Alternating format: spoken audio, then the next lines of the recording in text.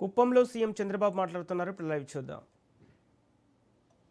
పరిస్థితి లేదు, ఖర్చు కూడా లేదు. ఎవరికి డయాలసిస్ కావాలన్నా వేరే ప్రాంతం నుంచి మన ఊరికి వస్తున్నారు. అదే మరి సిటీ స్కాన్ కూడా ఇక్కడే చేసుకునే పరిస్థితి వస్తుంది. దీనికి ఎయిర్పోర్ట్ అథారిటీ 1,70,00,000 సహాయం చేశారు. సిఎస్ఎస్ కింద ఇచ్చారు. వారిని గట్టిగా మనస్ఫూర్తిగా అభినందిస్తున్నా, ధన్యవాదాలు తెలియజేస్తున్నా. అక్కడ మన మంత్రి రామ్మోహన్ నాయుడు గారుండి దీనికి కూడా ముందుకు పోయారు. ఈరోజు ఇంకో పక్క కుప్పంలో మీరు ఒకసారి చూస్తే టాటా సంజీవిని ప్రాజెక్ట్ ఇక్కడనే ప్రారంభించాం. ఈరోజు దీన్ని లాజికల్గా మనం తీసుకుపోవాల్సిన అవసరం ఉంది. మీ యొక్క డిజిటల్ రికార్డ్స్ అన్నీ ఉంటాయి. మీరందరికి కూడా గుర్తుపెట్టుకోవాలి, రాబోయే రోజుల్లో ఎవరైతే ప్రజలున్నారో మిమ్మల్ని అందరి ఆరోగ్య విషయాలన్నీ డిజిటల్ రికార్డ్స్ ద్వారా పెడతాం.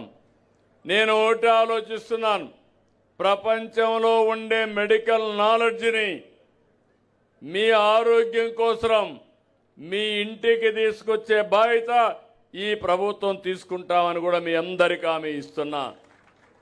అయితే ఈరోజు మనలో ఒక అవేర్నెస్ రావాలి, డిపార్ట్మెంట్లో రావాలి, మీలో రావాలి.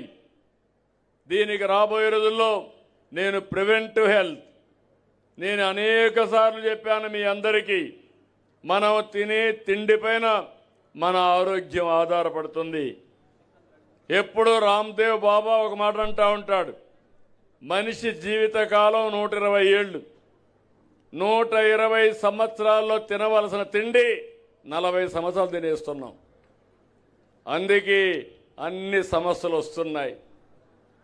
రుచి బాగుంటే, తిండి ఎక్కువ తింటే ఆటోమేటిక్గా మందులు కూడా వేసుకోవాలి. మందులు గోళీలు వేసుకుంటానే ఉండాలి. ఒకసారి డయాబెటీస్ వస్తే గేట్వే ఫర్ ఆల్ డిసీజెస్. భగవంతుడు ఆరోగ్యాన్ని ఇచ్చాడు, ఆరోగ్యాన్ని మనం చెడగొట్టుకుంటున్నాం. కొంతమంది వారసత్వంగా కొన్ని సమస్యలు వస్తాయి. అవన్నీ కూడా ముందు జాగ్రత్త తీసుకుంటే చాలా అనుకూలంగా ఉంటుంది. అందుకే నేను ఆలోచిస్తున్నాను, డాక్టర్లో చైతన్యం తీసుకురావడం, నాలెడ్జ్ ఇవ్వడం, ఏం చేస్తే మీ ఆరోగ్యం బాగుంటుందో అవి చేస్తానని మీ అందరికీ హామీ ఇస్తున్నా. ఈ ప్రాజెక్ట్ని మీరు కానీ కరెక్ట్గా ఉపయోగించుకుంటే దగ్గర రాష్ట్రంలో 75 లక్షల మంది వల్నరబుల్ పేషెంట్స్ ఉన్నారు. అంటే డయాబెటీస్ ఉండడం, హైపర్ టెన్షన్ ఉండడం, క్యాన్సర్ ఉండడం, నర్వస్ ప్రాబ్లం రావడం, హార్ట్ ప్రాబ్లం రావడం, ఇలాంటి మంది ఉన్నారు. దానికోసం నేను ఆలోచించేది ఇవన్నీ కూడా ప్రివెంటివ్కి వెళ్ళాలని. ఈరోజు కుప్పం ఒక ఆదర్శం కావాలి. ఒకప్పుడు స్వచ్ఛమైన తిండి తినేవాళ్ళం మనం, ఎరువులు ఏని తిండి తినేవాళ్ళం, క్రిమి సంహారక మందులు కొట్టని పంట వాడేవాళ్ళం. ఈరోజు మనం తినే తిండి ఒకసారి ఆలోచిస్తే యూరియా బస్తాలు కొద్దేస్తున్నాం. ఇంకో పక్క అవసరం లేకపోయినా క్రిమి సంహారక మందులు కొడుతున్నాం. అందుకే మొట్టమొదటిసారిగా ప్రపంచంలో మళ్ళీ నేను ప్రకృతి సేద్యానికి వెళ్ళాం. ప్రకృతి సేద్యం శ్రీరామ రక్ష. మన రాష్ట్రంలో 20 లక్షల మంది రైతులు, 20 లక్షల ఎకరాలు ప్రకృతి సేద్యం చేసే ఏకైక రాష్ట్రం ఆంధ్రప్రదేశ్ రాష్ట్రం. ఇది కూడా మీరు గుర్తుపెట్టుకోవాలి. మన నియోజకవర్గంలన్నీ ప్రకృతి సేద్యంతో ముందుకు పోతాం.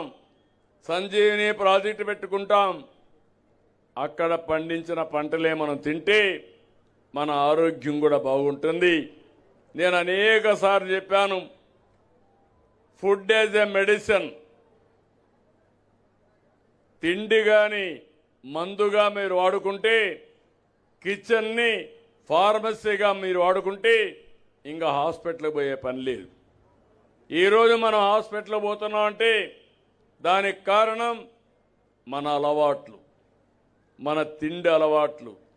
కొంతమంది గంజాయి అలవాటు, కొంతమంది డ్రగ్స్కు అడిక్ట్ అయిపోతున్నారు, బానిసలు అయిపోతున్నారు. కొంతమంది ఇర్రెగ్యులర్గా తిండి తినడం, ఇలాంటి అనేక సమస్యలు వస్తున్నాయి.